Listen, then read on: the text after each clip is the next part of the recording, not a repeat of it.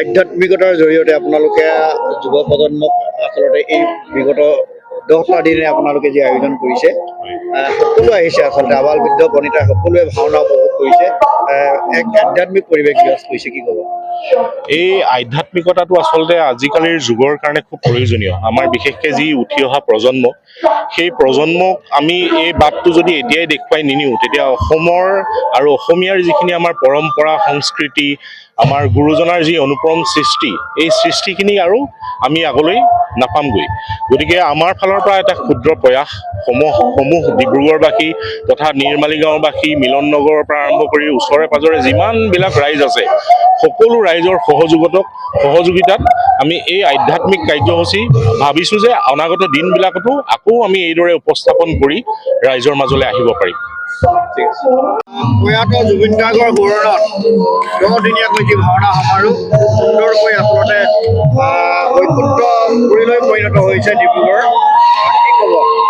সঁচাকৈয়ে ডিব্ৰুগড়বাসী ৰাইজৰ মিলন নগৰ আৰু নিৰ্মালী গাঁৱৰ সমূহ ৰাইজ মিলি একত্ৰিত হৈ যি সূৰ্যকণ্ঠ জুবিন গাৰ্গৰ সোঁৱৰণিত আমি 10 দিনীয়া কাৰ্যসূচীৰে যি অসমীয়া ভাওনা প্ৰতিযোগিতা অৰ্থাৎ ভাওনা সমাৰোহ আৰু লগতে কংসালয় প্ৰতিযোগিতা আমি আয়োজন কৰিছিলোঁ।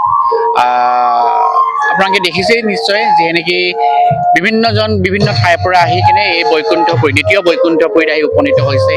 তাতে আমি সঁচাকৈ আনন্দিত যে এজন মানে আমাৰ সকলোৰে যি এজন মৰমৰ হিয়াৰামঠ জুবিন গাৰ্গৰ শুৱনি আমি অনুষ্ঠানভাগ কৰিবলৈ পাইছোঁ, তাৰ বাবে অশেষ সকলো ৰাইজকে ধন্যবাদ জ্ঞাপন কৰিছোঁ। প্ৰতিদিনে কেইখনকৈ ভাওনা? প্ৰতিদিনে 2খনকৈ ভাওনা অনুষ্ঠিত হৈছিলে। ইয়াৰ লগতে আমি এই মঞ্চতে কণ যিসকল মানে ছাত্ৰ ছাত্ৰী, তেওঁলোকৰ প্ৰথম দিনা কাৰ্যসূচী 15 তাৰিখে আৰম্ভ হৈছিলে। সেইদিনাখন সত্ৰীয়া নৃত্য, বৰগীত, প্ৰাৰ্থনা আৰু দিহানাম, খোলবাদন, এইকেইটা অনুষ্ঠান আমি কৰিছোঁ, যাতে উঠি অহা প্ৰজন্মই আমাৰ যদি গুৰুজনাৰ সৃষ্টি যি আগবঢ়াই থৈ গৈছে, এই সৃষ্টিক যাতে আমি এটা মঞ্চ দিব পাৰোঁ, তাৰো এটা আমি অনুষ্ঠান ৰাখিছিলোঁ।